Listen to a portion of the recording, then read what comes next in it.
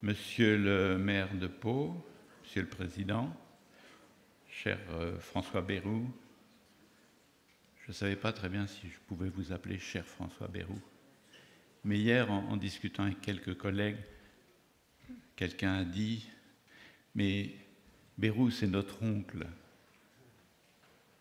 Il connaît tout le monde et il a une familiarité avec le terrain.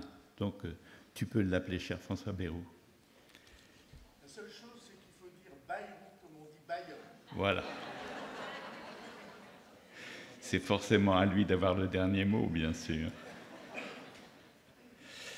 Madame la directrice générale adjointe de l'Agence régionale de santé, Monsieur le conseiller à la santé du conseil départemental, Mesdames et Messieurs les présidents et directeurs, chers amis, notre Fédération Santé Mentale France a donc le plaisir et l'honneur de vous accueillir et de nous réunir ces 5 et 6 juin pour ces journées nationales dans ce lieu magnifique. La fédération que je représente compte plus de 250 adhérents personnes morales et rassemble l'ensemble des acteurs de la santé mentale, hôpitaux publics, établissements privés, groupes d'entraide mutuelle, clubhouse, dispositifs ressources œuvrant dans le champ du handicap, associations, fédérations, équipes de recherche, réseaux, etc.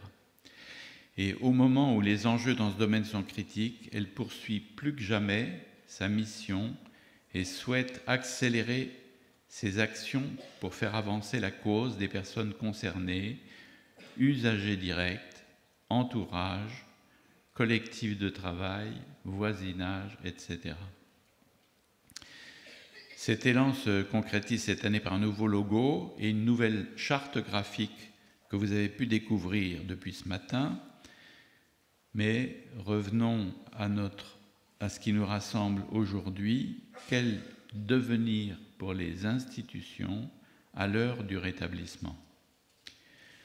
Ce débat n'est pas nouveau et se situe dans la continuité de nos travaux scientifiques installés dans les débats historiques.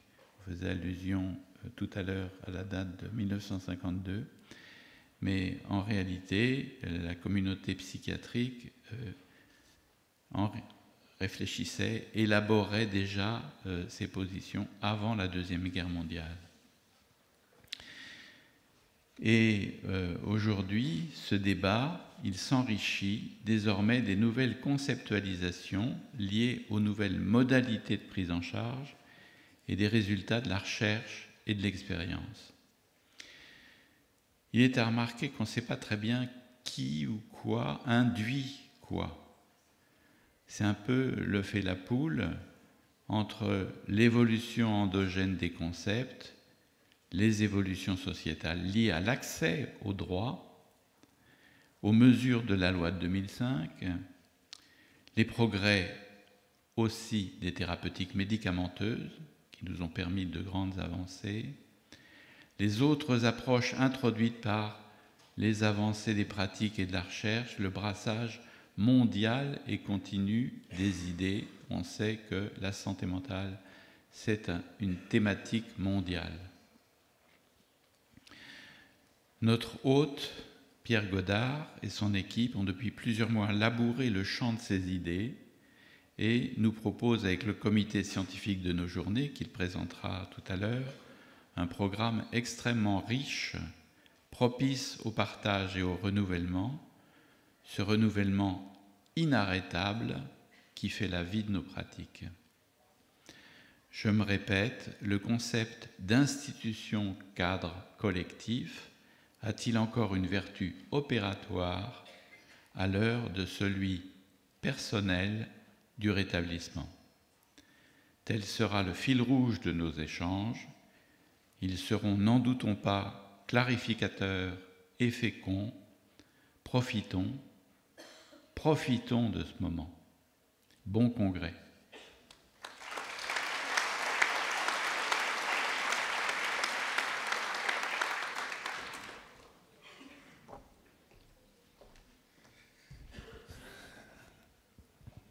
suis très heureux que vous soyez là. Je suis très heureux de vous accueillir. Alors, je ne sais pas si c'est comme oncle.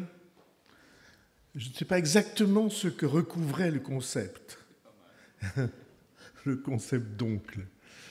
Parce qu'il peut y avoir des arrière-plans qui tiennent à l'état civil.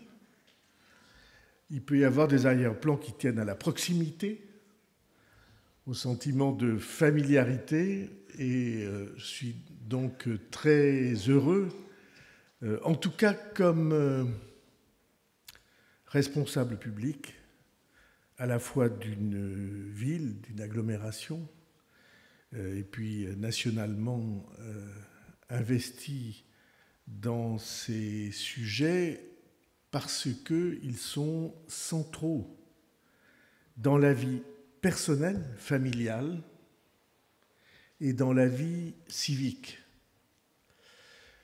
Et c'est extrêmement frappant quand on est comme nous sommes, les élus de cette ville, et moi, les élus de l'agglomération, et moi, c'est extrêmement frappant de voir à quel point nous sommes constamment confrontés aux problématiques que vous accueillez, qui sont les vôtres, et sur lesquelles se développe en effet cette réflexion, cette mise au point de concepts nouveaux et de pratiques nouvelles.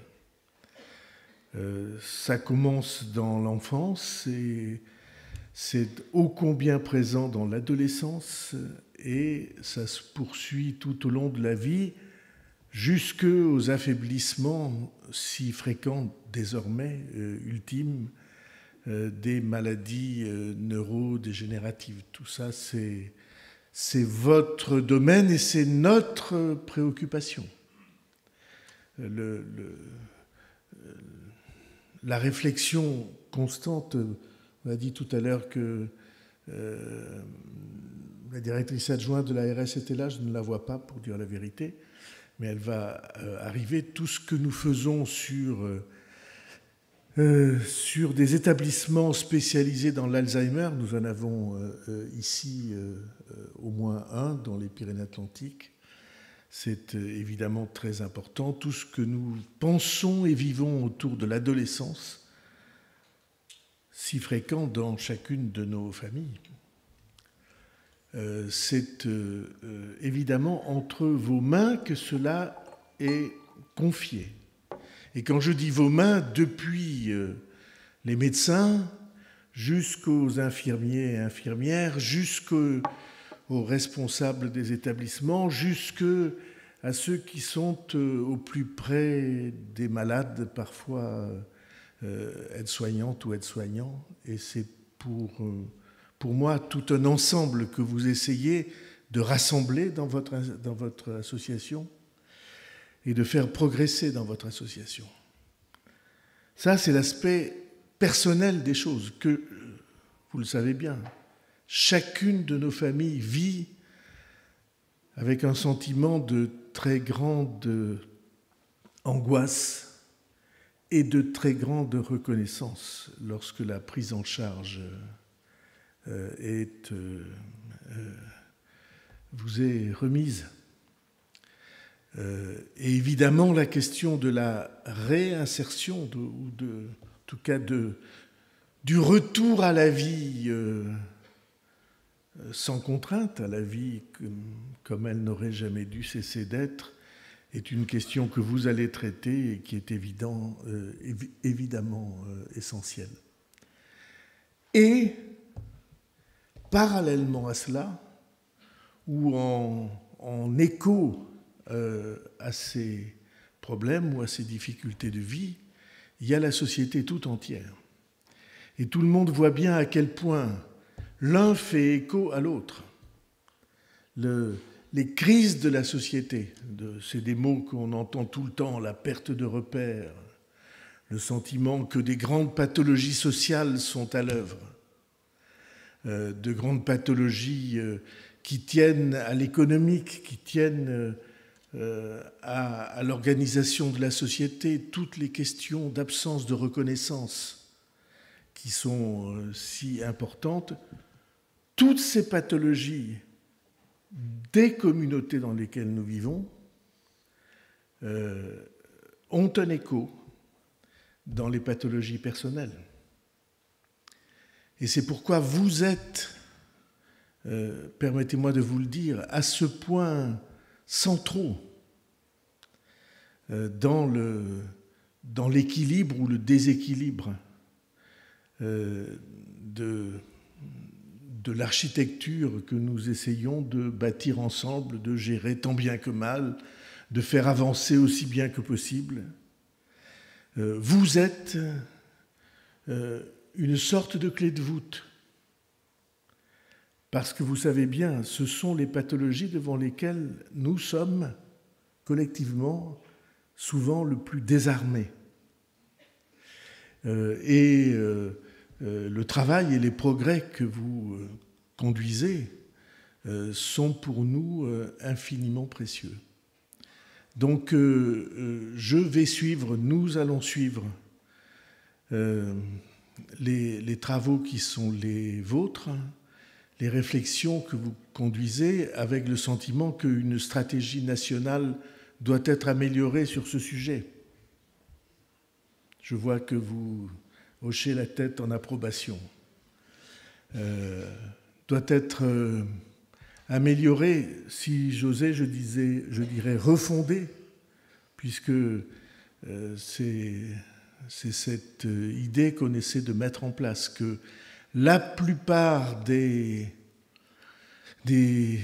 structures qui relient le terrain au pouvoir est au pluriel dans ma bouche là, à tous les pouvoirs, le gouffre d'incompréhension qui s'est creusé, peut-être parce que nous sommes politiquement, historiquement, une société très centralisée, un pays très centralisé, et que peut-être la centralisation n'est pas exactement la réponse qu'on pourrait imaginer chaque fois qu'on se trouve en face de ces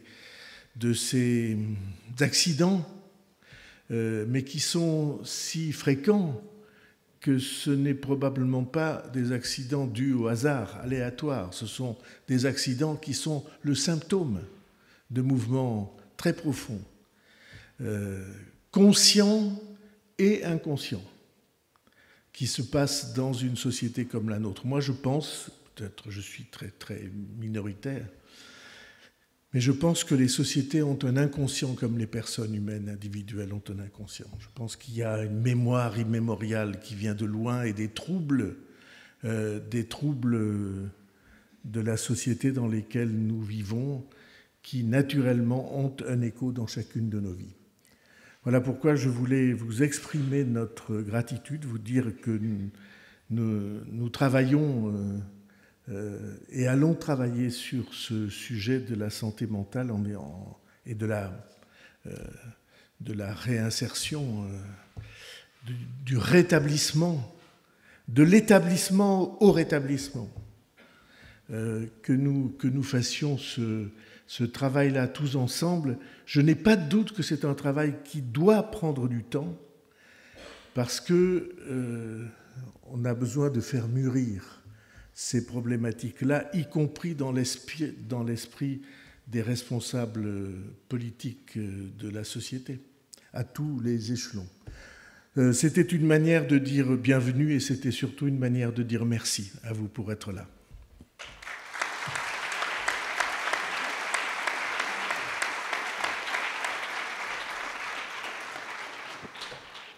Maintenant, nous allons avoir Madame Billot, la directrice adjointe de l'ARS, qui, étant malade, n'a pas pu venir in situ, mais qui nous a envoyé une vidéo. Monsieur le ministre, Monsieur le président du conseil de surveillance, Dr Lacoste, Monsieur le vice-président du conseil départemental des Pyrénées-Atlantiques, Monsieur le président de Santé Mentale France, Monsieur Denis Leguet, et Monsieur le président de Coordination régionale de Santé Mentale France, Dr Godard, Mesdames, Messieurs,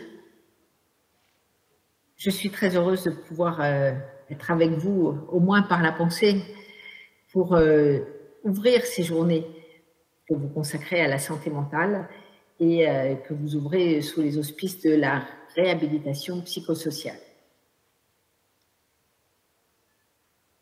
La santé mentale et les troubles psychiques représentent en France 16% des pathologies et plus de 15% des dépenses d'assurance maladie.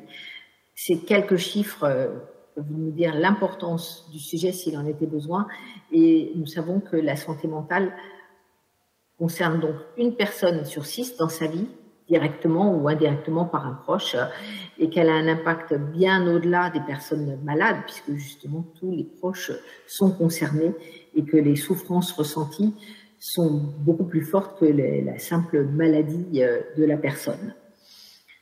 Cela justifie la mobilisation actuelle et la mobilisation qui est la vôtre, qui est la nôtre, pour à la fois augmenter les capacités de prise en charge et transformer ces capacités pour aller vers plus de réhabilitation et plus de rétablissement des personnes qui souffrent de troubles psychiques.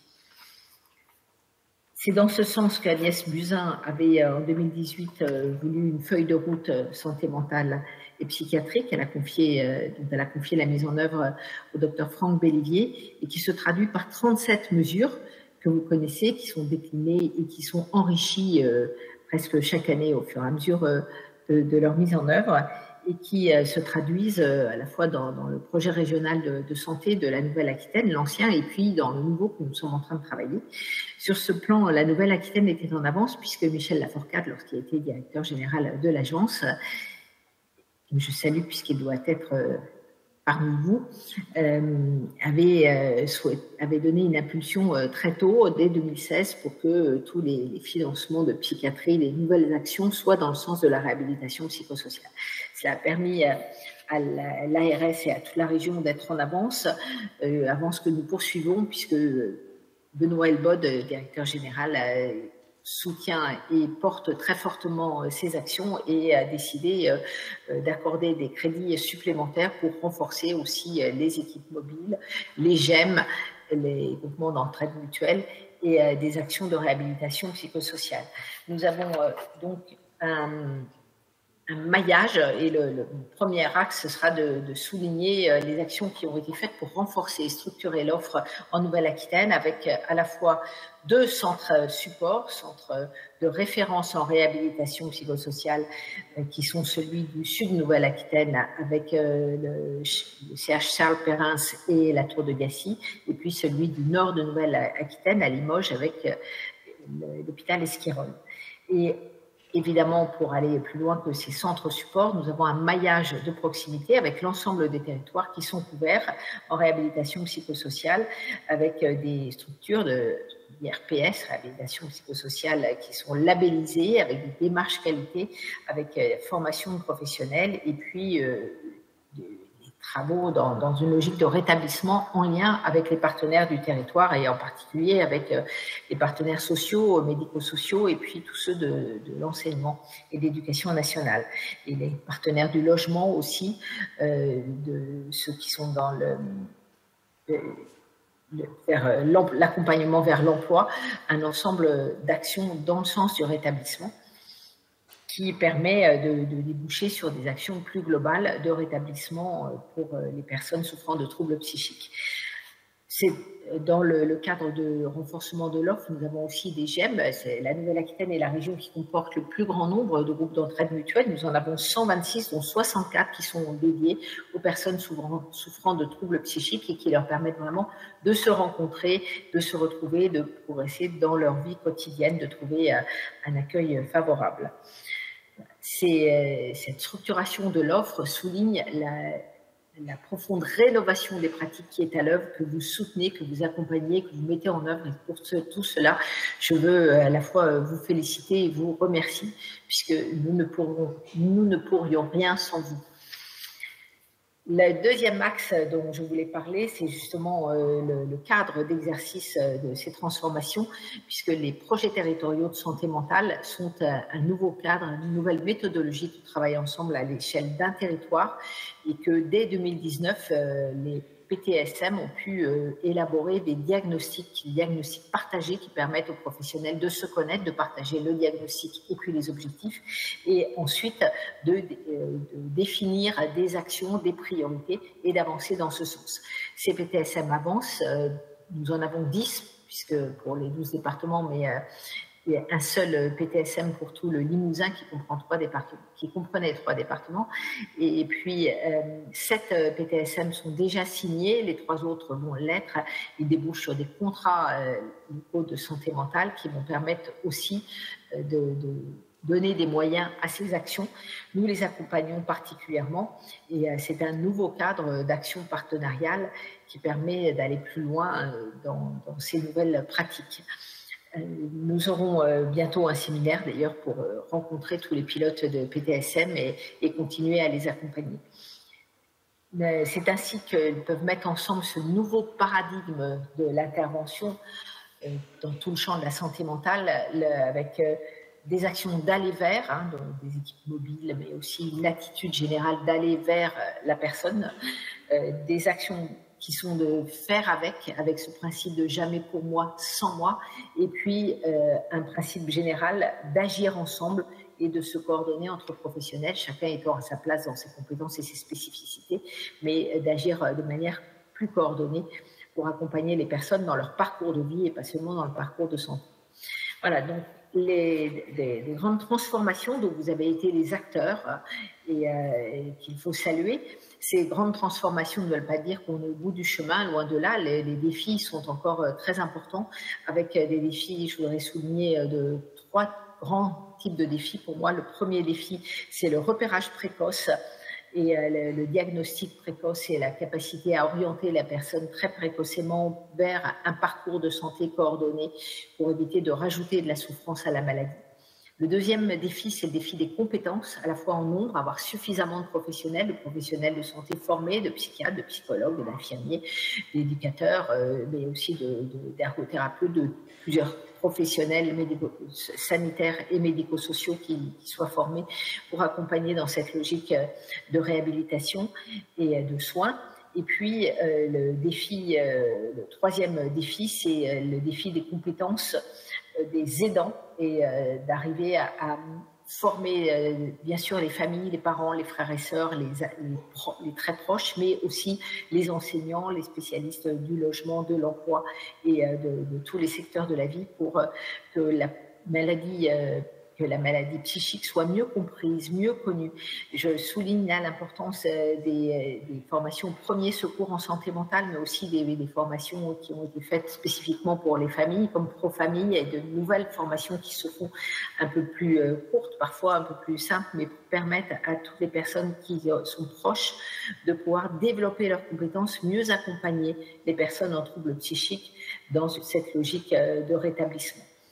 Voilà, donc ce sont des défis de taille, ces défis de compétences, de transformation des pratiques. Elles sont en route, ces transformations. Encore une fois, c'est grâce à vous. Donc, encore une fois, merci pour cette mobilisation. Merci pour ce que vous nous apprenez. Et puis, très belle journée à vous, puisque ces 2 jours sont fondamentaux pour continuer à avancer. Merci beaucoup et belle journée.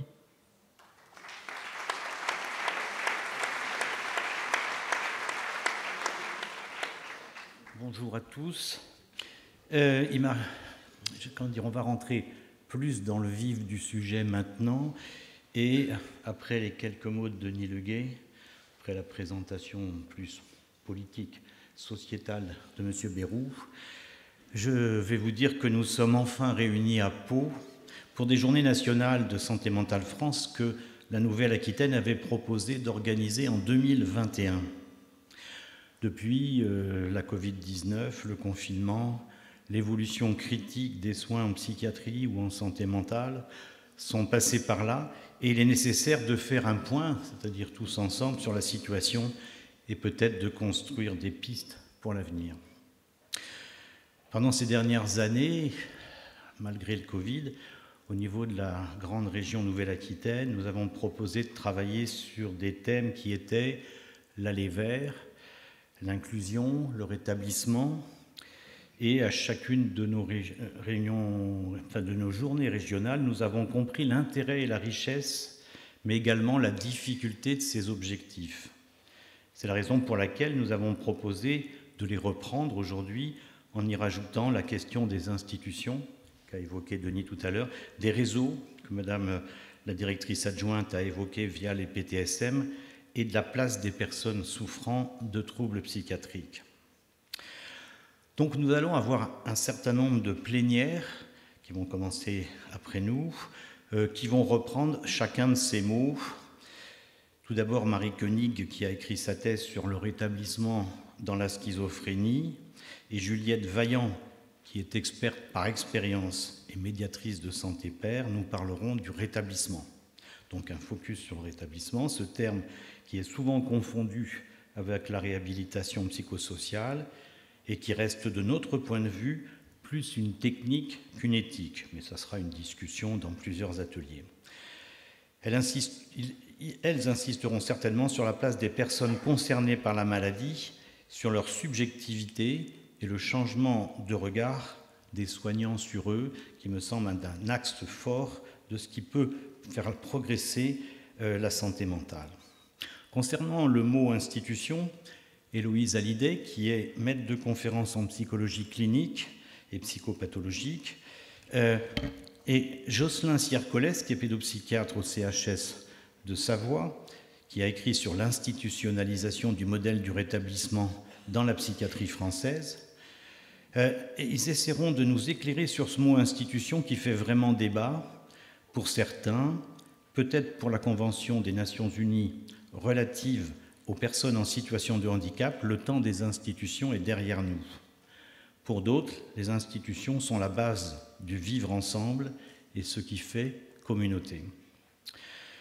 Nous avons retenu dans la thèse d'Héloïse Hallyday que les outils dits institutionnels pouvaient être fort utiles pour prendre soin des réseaux, sortir des établissements et essayer de pratiquer sur des territoires.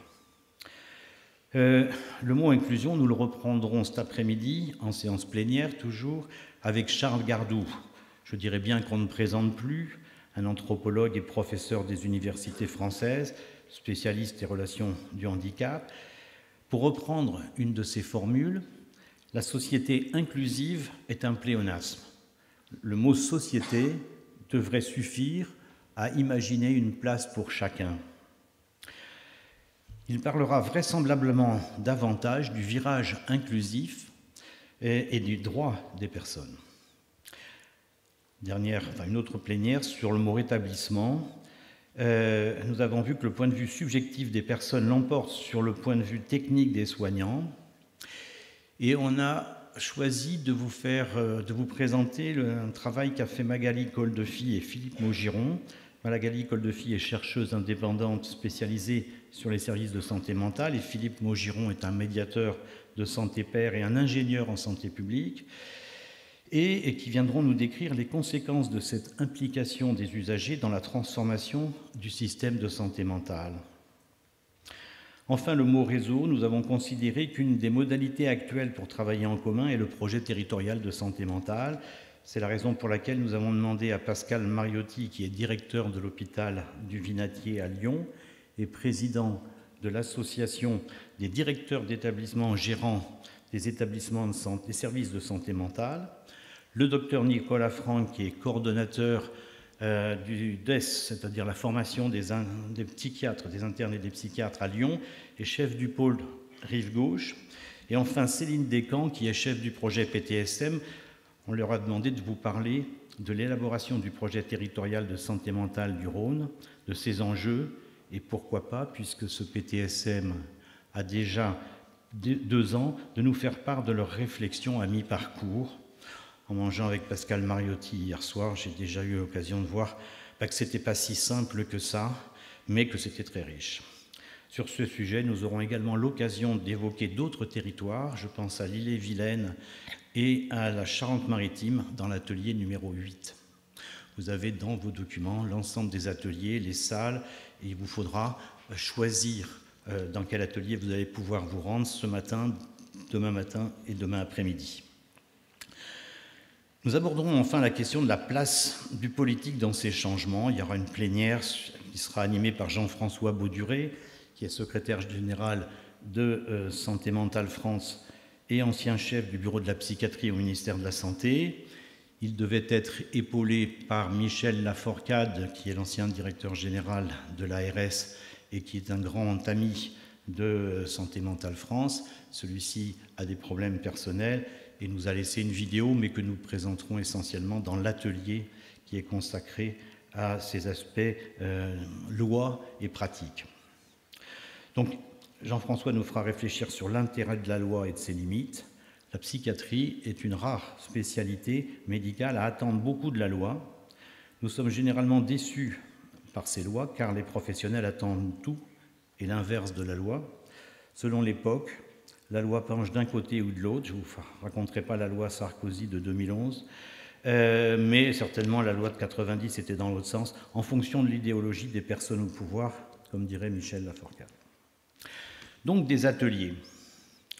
Une fois qu'on aura zoomé sur les mots en plénière, rétablissement, inclusion, institution, réseau, nous essaierons de les décliner dans un certain nombre d'ateliers. C'est ainsi que nous aborderons les nouveaux horizons inclusifs au travail, à l'école, par le logement, dans un certain nombre d'ateliers que vous retrouverez sur le programme. Ces ateliers se dérouleront ce matin, demain matin et demain après-midi. L'atelier numéro 1 sera consacré à la santé mentale au travail. Pourquoi est-ce si difficile d'en parler? Autour de Vincent Arquès, des équipes de dispositifs local passerelles ou de l'emploi accompagné et encore Working First. Alors vous verrez, les ateliers se passent en rez-de-jardin, enfin certains se passent ici et puis à l'amphithéâtre Lamartine, mais on a un palais Beaumont à notre disposition, donc vous apprécierez le confort et la technique. C'est vraiment un bijou pour pouvoir travailler. L'inclusion à l'école. Favoriser l'inclusion des personnes en situation de handicap, travailler en réseau avec des équipes mobiles d'aide à la scolarisation et Mascol, des pédopsychiatres de l'association Penser et Penser, un E et un A, les soins, et avec des mères de famille également.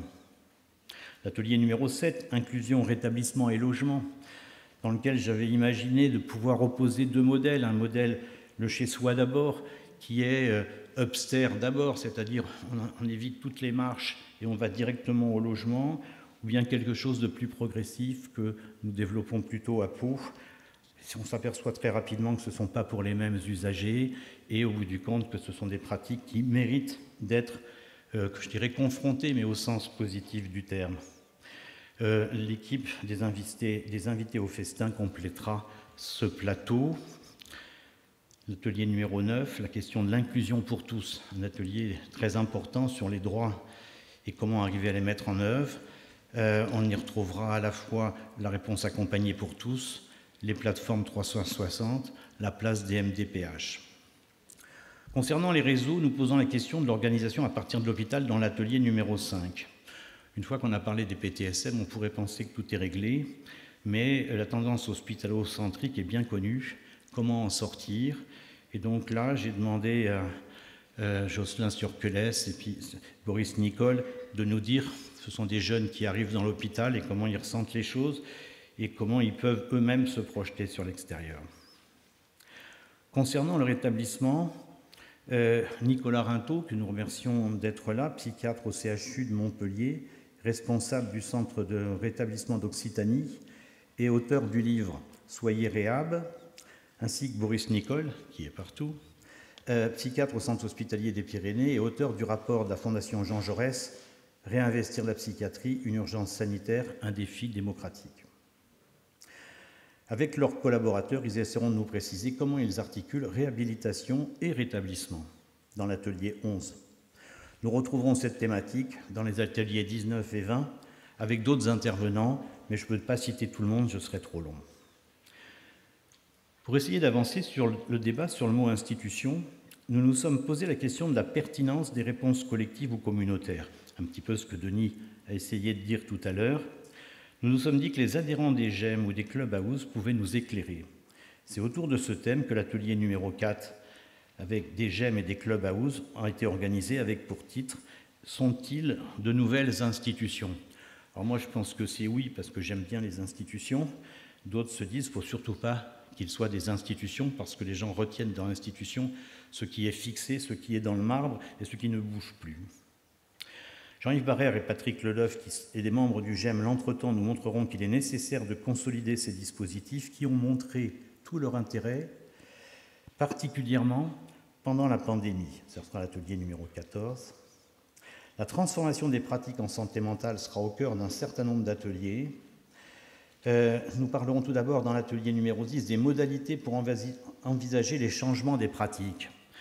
C'est un atelier un peu plus théorique. Comment passer d'un modèle protecteur à un modèle inclusif, pour reprendre le thème de la présentation de Jean-Luc Gautreau, que j'ai eu la chance d'entendre ici à Pau. Et cette présentation en termes de protecteur versus inclusif m'a semblé très pédagogique et j'espère que beaucoup de gens pourront en profiter. Dans l'atelier 21, ça sera l'inverse, c'est plus la théorie, c'est la pratique. Donc un certain nombre d'établissements nous présenteront leur démarche. Ces changements que nous attendons, que nous souhaitons, que nous accompagnons, se font dans un contexte de pénurie médicale, de soignants, de travailleurs sociaux. Heureusement, d'autres métiers apparaissent, comme les infirmiers en pratique avancée ou les médiateurs pères aidants. Un atelier sera consacré à l'évolution et les conséquences de la mise en place des médiateurs pères aidants dans les établissements, avec Philippe Maugiron et Erwan Hôtesse, auteur de Comment faire une place à un usager dans un réseau professionnel en santé mentale. Ce sera l'atelier numéro 6. Cet atelier sera complété par une histoire et la mise en place de ces MPA par les personnes qui ont construit les modules de formation au CCOMS ou à l'Université de Bordeaux 2.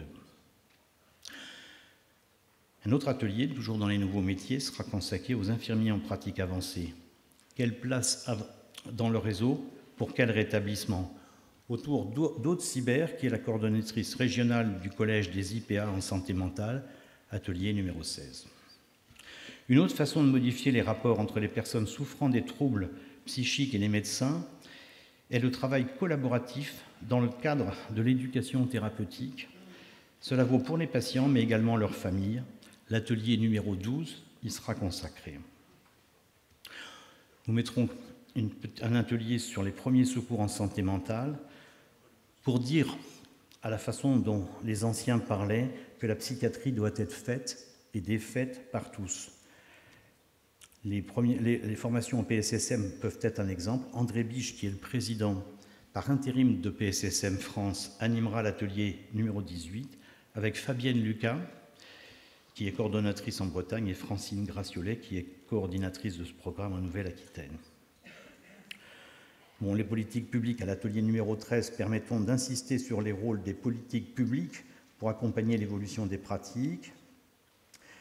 Pour la lutte contre la stigmatisation, que je n'ai pas encore abordée, c'est une valeur fondamentale de Santé Mentale France. C'est ce que nous essayons de faire apparaître lors des semaines d'information en santé mentale. Psychom, le festival Facette, l'association Nightline, dans un atelier intitulé « Déstigmatisation, engagement et rétablissement », l'atelier 17, nous parlerons de la façon dont ils procèdent.